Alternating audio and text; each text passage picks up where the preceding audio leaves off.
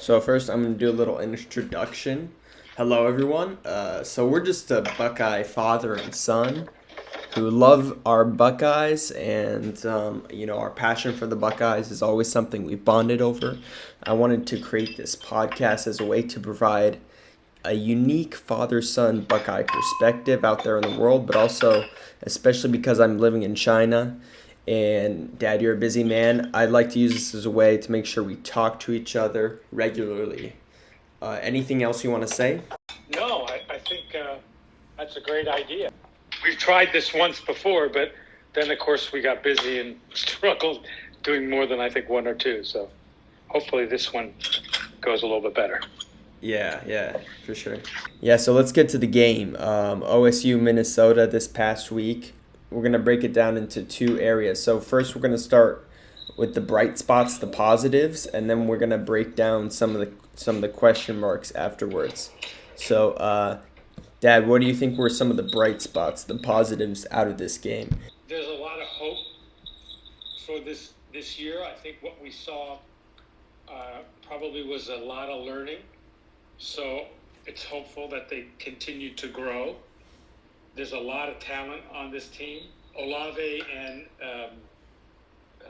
Garrett Wilson on the offensive side offer a lot of strength. I think Mayan Williams was a big surprise. Yeah, Mayan Williams, definitely. I was a little bit. I feel bad for Master T because he's just been around for so long, and just is probably going to be passed up. Yeah. I'd like to see some of the other ones like Julian Fleming see some time. I think the other positive that was interesting is that receiver room is stacked. Yeah, it is. I think that is evident by the two guys that transferred and had impacts right away at the different places, Missouri and Alabama. Right. Is this the best group of Buckeye receivers ever? I know that I've listened to other podcasts that have discussed that. I would say, the game has changed so much back from the 70s, 80s, 90s, and now into 2000s. It's just a different game. And the receivers are a different element. So they're just a different breed altogether. But overall, the depth of the receiver room is as deep or deeper than I've ever seen it. Yes. The quarterback's the same way. You think? Oh, yeah, the best quarterback room. Okay, yeah. In terms of talent, yeah. Okay. So I think there's a lot of positive. I was pleased to see C.J. Stroud adjust and come back in the second half and have some success. I worry about his touch and his accuracy, but hopefully that gets better with time. I'm going to add on a little bit. Yeah, you mentioned Mayan Williams. I mean, that's a guy who people were talking, would never see playing time, right? With Travion Henderson coming in, and Evan Pryor still there, right? He didn't get any snaps. Yeah. He didn't get any reps. I don't know if he's their black. Redshirting him or what. Yeah. I didn't see him.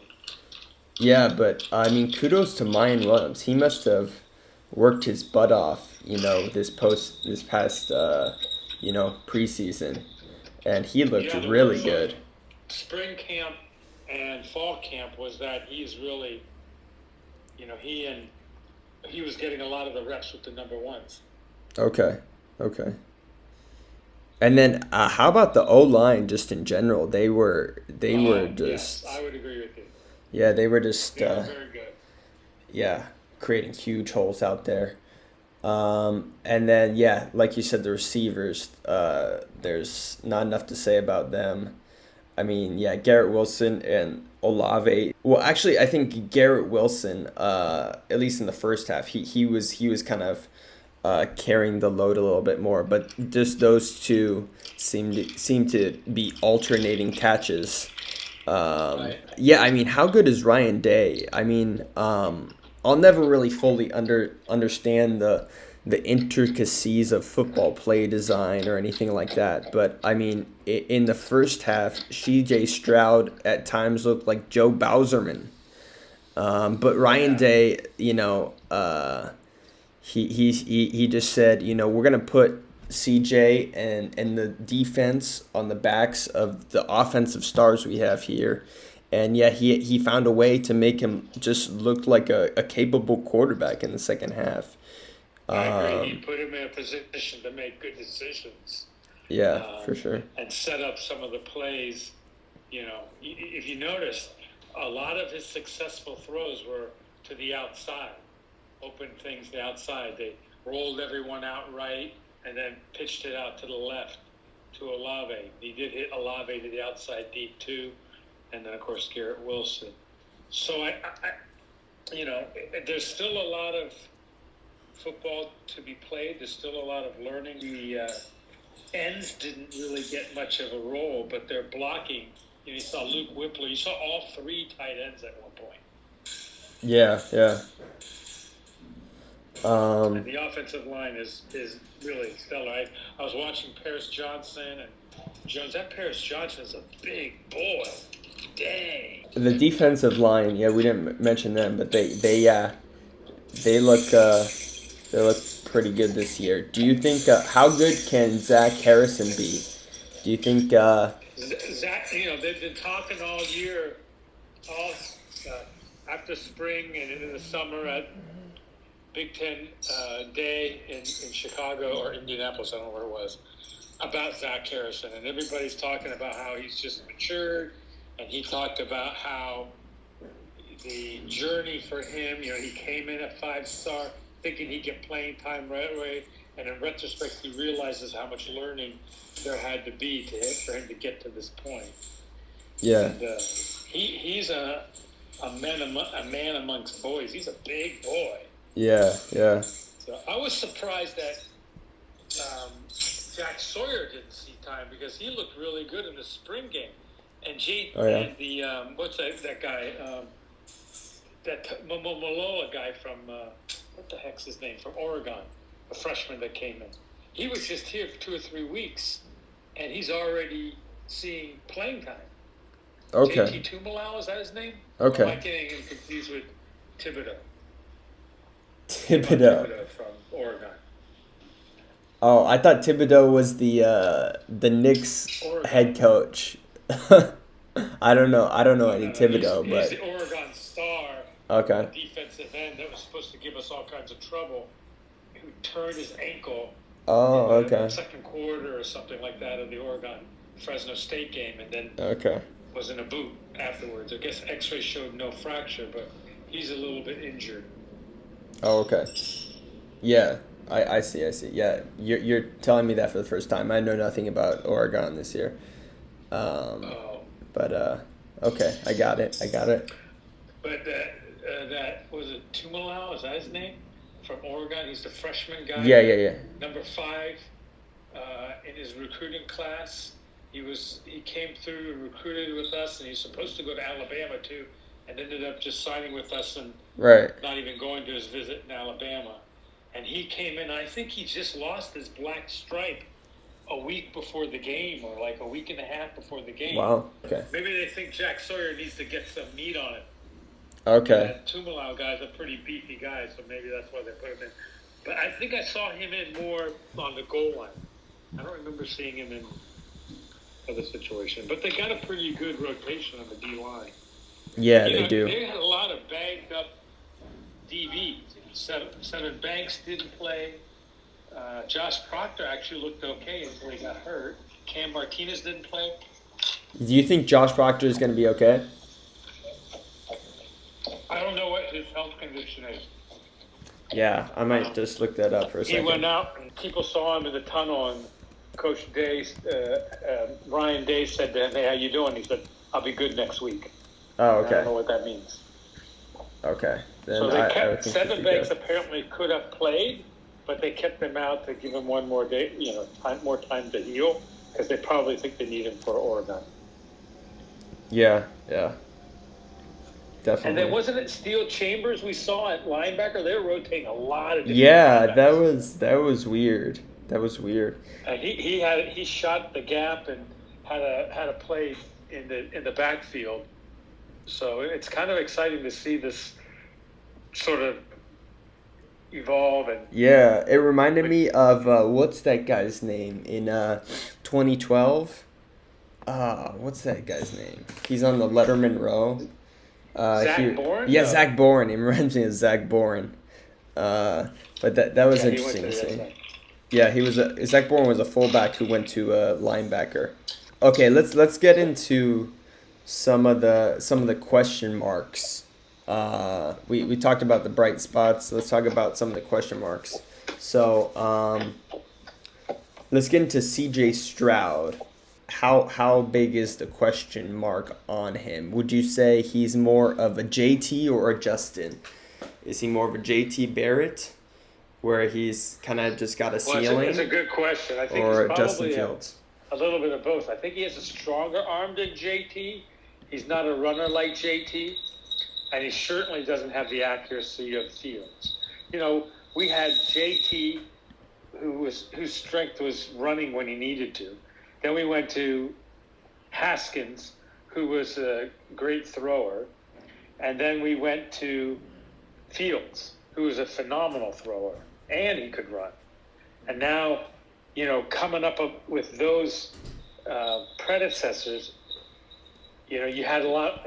I didn't realize how much expectation I had of this kid, and I had to be reminded by the announcers and Ryan Day that this is his first pass, this is his first start in a Big Ten, in a big game in college football. Hasn't played in literally 2 years. COVID wasn't a good period of time for him to develop and grow, unlike Bryce Young, who had that opportunity, or that Ui Ungalile guy. Right, right. So he's kind of a combination of both. I can't compare him to Justin because that guy was a star. Yeah. What do you think? Yeah, I mean, I think it's really hard to compare a quarterback to Justin Fields. I would say JT. Um, and JT wasn't a bad quarterback, but just to say CJ Stroud is just the Justin Fields, a comment It's a to bit make. unfair. Yeah, yeah. And I like CJ Stroud. I think he the first time I heard him talk was after the game, and I thought he was like quite humble. I thought he was, he spoke pretty well. Ryan Day says he has a pretty calm demeanor, although he did say he had a lot of jitters for this game. But I like the kid. Um, but is he a QB that can beat Alabama at the end of the season? Right now, I don't think so. I agree. No, I don't think so either. I was surprised how well Bryce Young looked. I don't know if Miami's just not that good, or they just keep rolling. They lost their offensive coordinator and they got that O'Brien guy, and they're just right back in there, rolling again. But I don't know if it's fair to compare the two because Bryce Young had a whole season basically to Yeah, grow. And because he's redshirt, or yeah, just they backup last basically year. played a full season. Alabama did, SEC, right? Right, right, We had 6 games last year, and it was all truncated. right, right. And CJ never saw the playing field, never threw the ball. He got in, but he ran it, right? Yeah, yeah. That's So he's got a lot of growth and maturity to do. The one thing I would have liked to hear him say, and I don't know if he just didn't think of it, is that I'm happy with how I did. He said, I came back, I work hard, I can do this. I'm looking forward to, getting back to the practice field and working some more. But I would like to hear him say is I'd like to get in the film room and see what I missed and what I can improve upon. And he's not quite there yet. Yeah, you mentioned the COVID making the last season shorter for Ohio State, and then Alabama didn't have a shortened season because they just went ahead, and so Bryce Young got, you said, some more reps, whereas C.J. Stroud, he had a shorter season, so he did not get to throw a pass last year. I think. What do you think? I just thought of this idea. COVID, that COVID season had more of an impact has more of an impact this year than it does last year. It kind of seems like no matter how you cut the cookie last year, like Alabama was going to win the national championship. They were the best team. They had the historic offense. So it almost seems like no matter the amount of games Ohio State played last year, they wouldn't have won. Then this year, it really affects C.J. Stroud because he's coming in with no pass reps. He didn't get to play in garbage time last year. What do you think of that idea? So I think last year, I think we had a distinct disadvantage that played out because we started the season over a month after the SEC did. We didn't have a spring. I don't think the SEC did either. We didn't have much of a fall camp either. And when we played, we didn't blow out teams that would allow CJ some time on the field. You know, you can simulate games as much as you want in practice, but it's nothing like the real thing. And then he's got to step into a pressure cooker like that first game. I don't know. I think of all the teams out there, he's got to be the one, maybe Notre Dame a little bit, who walked into the biggest pressure cooker because he's really a freshman without any experience, hadn't played for 2 years, going into Minnesota. And right now, Ohio State's not creeping up on anybody, right? We got the target on our back. Everybody wants to beat us. And Minnesota and PJ, what's his name? Fleck. The coach. Yeah, Fleck dialed up a game plan to really put the pressure on us.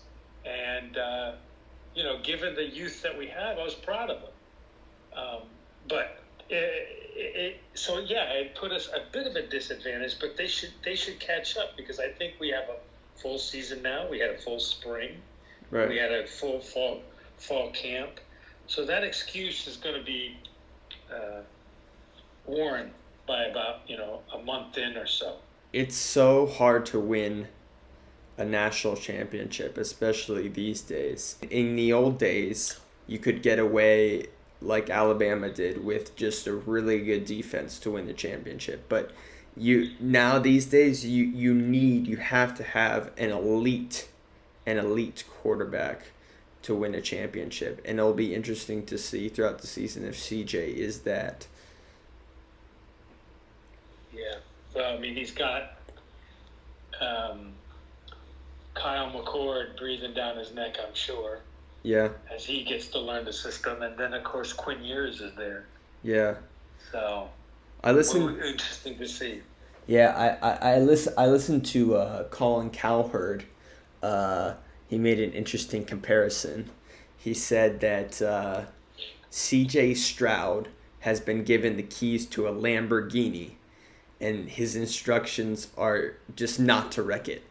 You can go under the speed limit, but just don't wreck it. And then who was the other quarterback he mentioned?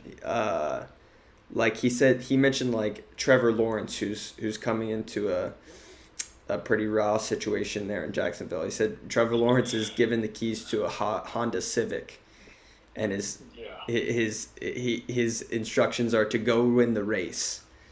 So I thought this was an interesting comparison. But even with C.J. Stroud being driving a Lamborghini, he's got to be an elite race car driver for Ohio State to win the race in the end. Yeah, I think at the end of the season he has to be good. Yeah. I agree. No one thought Mac Jones was going to be there, and he ended up being fantastic at the end of the year. Yeah, it's true. But then again, he had 3 years behind. Yeah. Tua and what's his name? Yeah. But it'll be interesting to see if he gets there. But they got a lot of strength that around him to help make him successful. Yeah, for sure. So I'm not sure he has to be elite, but what it does seem like is the offense has got to score a lot of points because the defense doesn't look like they're going to stop anybody. Yeah, that's the next thing the next question mark I wanted to talk about. The defense. Yeah, is this more like the 2018 defense that was one of the worst defenses in America, or the 2019 defense, with Chase Young Wow. and I don't think it's the 2019 defense because they had two first-round draft picks in the defensive backfield, yeah, it's true. and It's true. then Fuller. So we don't have that in the defensive backfield. We have a lot of very young people. I do think Proctor got a lot better. You remember that semifinal game 2 years ago where Lawrence, what's his name, Tyler Lawrence, gave him a move and he just lost his shorts and fell down and he ran around him and scored a touchdown. I Yeah, don't see that happening to Proctor this year. yeah, yeah, He's a little bit better settled in this year. But the rest of them are very young and inexperienced. So they are certainly not the 2019 defense. The 2018 defense, I think, is kind of hard to compare it to because Bill Davis, that's a guy's name, right? And yeah. I forget who Linebacker the other coach. guy was, completely screwed it up, made it too complex. And as soon as you take those same group of kids and put them in that Jeff Hafley, we're going to just go after the ball, they did what they did in 2019. Right. So it's hard to compare those two. But, Yeah. there's a lot of maturation that needs to happen. And I don't know if they need to lose a game to get there or like that, the one year we won the national championship, or can they, evolve over the course of the season? I'm going to say it's more like the 2019 defense. I really like Kerry Combs. And I just think that, last year was a COVID season, kind of throw it out the window a little bit. But I think this year he's got to figure it out, and I think he will figure it out. I don't think it'll be as good as the 2019 defense, but I think that in the defense in the end will be good. I think they'll be good, but not great. I'm not sure yet. But oh yeah, and by the way, I just want to mention that as of right now, which is Monday night in America, Josh Proctor, they don't really have official information on him, but Ryan Day hopes that he'll get back next week for Oregon. But yeah, what are your thoughts on Kerry Combs? Do you like Kerry Combs? I don't know. Okay. Everyone speaks so highly of him. I don't know. I have to see more. Yeah, I just really love his energy in press conferences. Just he's really good at. He just really brings the energy. I like him. I believe in him. Let's talk about how good is Minnesota. Everyone's saying, this was a good Minnesota team. This is a good win. What do you think Minnesota's record will be at the end of the season? So I think Minnesota was riding the back of Ibrahim. Yeah. And see him come out in a boot really hurt them. Even though that other guy, I forget his name, really didn't do a bad job. Ibrahim is a supreme talent, I think. Yeah, Potts, I think, is the other guy.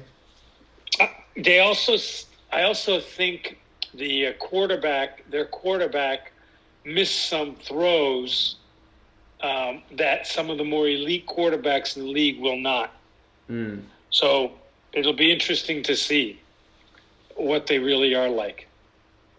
Yeah, for sure. I think so. My prediction is I think Minnesota will go 9-3 this year. So I think for Ohio State, it's a pretty good win, not a great win.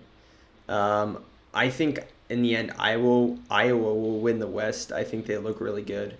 So I think they'll lose to Iowa. And then I think, it seems like every year Minnesota loses to a team like Purdue or Wisconsin, Nebraska. Yeah.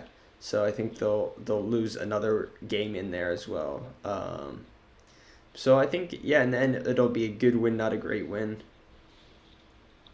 Okay, let's talk about next week. Predictions for next week. So what's your prediction for next week? Give us a score. Give us a game breakdown. Well, right now we're a 14-point spread. So the same Wow. spread as over under, I think, as the Minnesota game. If we win, it's going to be kind of a high-scoring affair, I think. Yeah. I don't see a particular advantage of us being at home because sometimes I think we overshoot or underplay when we're at home because we got the home field advantage. But I don't know. We'll see.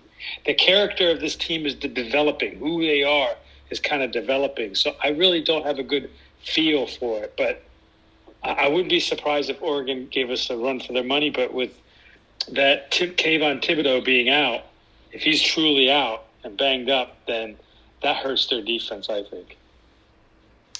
Yeah. They didn't look terribly impressive against Fresno State. Okay. And a lot of unexpected things happen across the board in the country on teams. I mean, DJ Angulule, he didn't look good. The guy Sam Howell at North Carolina, he didn't look that good.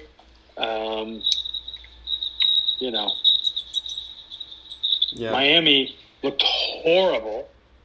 Mhm. I don't know if it was Alabama that good or was Miami that horrible. You're right. Yeah. That Florida State Notre Dame game was great. I love Norville. I hope they don't give up on him. And that Milton story was pretty cool. But anyway, we're getting off track. Yeah, give us. But Yeah. I think we may pull it out by 7 points. I think it'll be more like I don't know, a 38-31 affair, something like that, or 45-38 affair. Yeah, got it. I think we got exposed a little bit by Minnesota because they held on to the ball. So the possession in the first half, they held on to the ball and just kept the offense off the field. You can exploit that. Oregon's never lost to Ohio State in the history of college football. What? No, that's not true. Yeah, I'll look it up.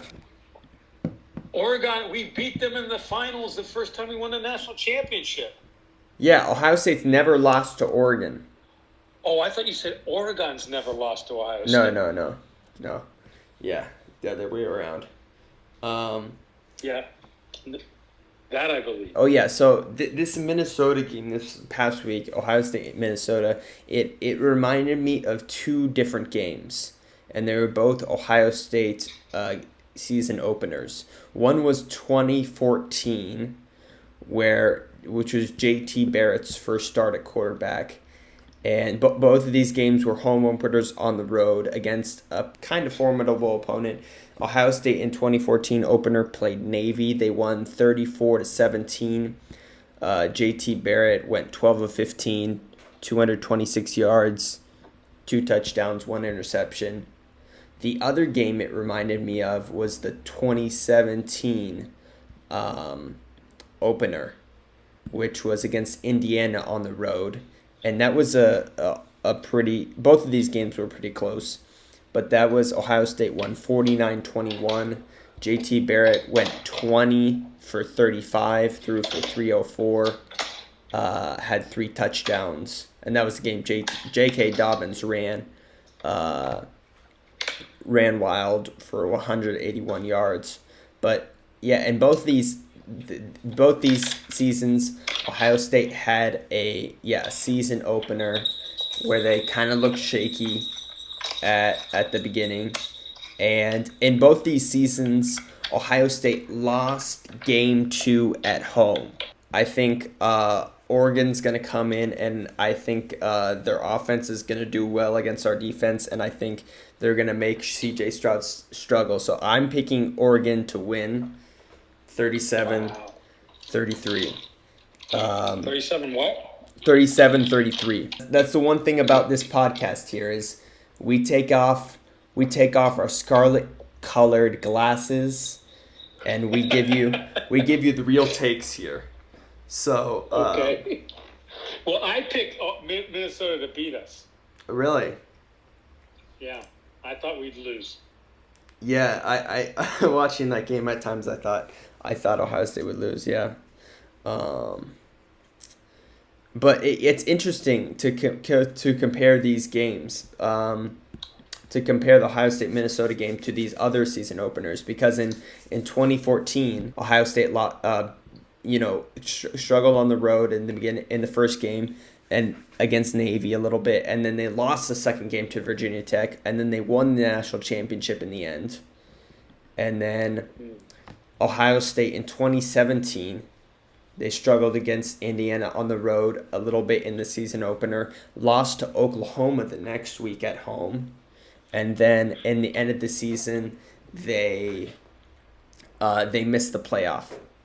So, is this a team that's going to win the national championship in the end, or is the team that's going to miss the playoff?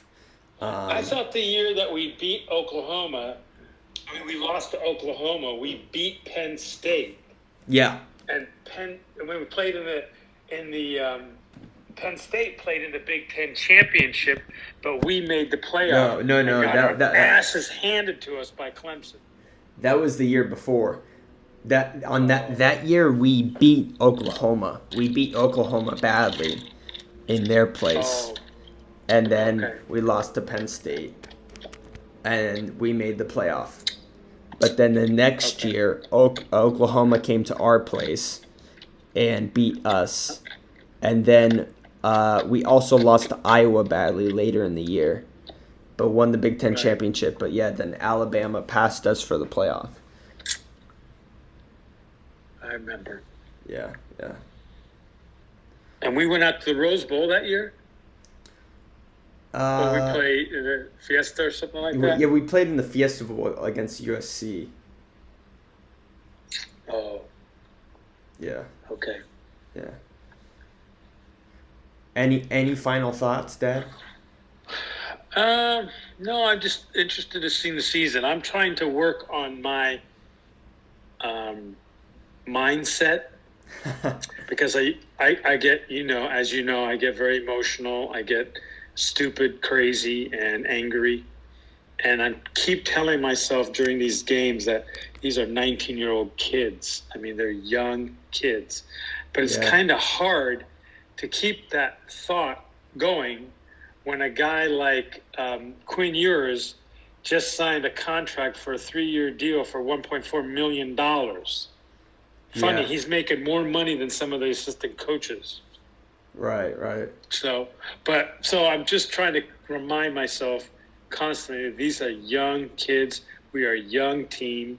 Yeah, If we go through the season, win the Big Ten, and if we go undefeated, that'd be a miracle. If we win the Big Ten, that'd be even better. That'd be great.